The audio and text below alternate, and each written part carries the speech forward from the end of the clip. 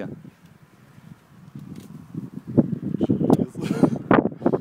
Jo, normaliai čia stumėm, normaliai.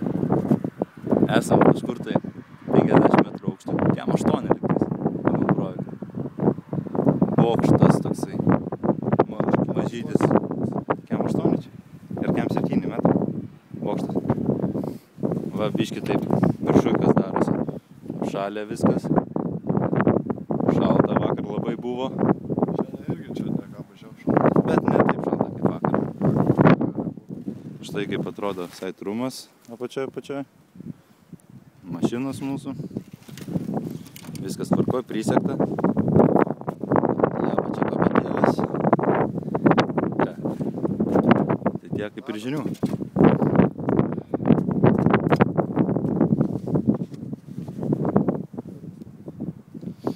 Dar vėjo malūną galiu parodyti.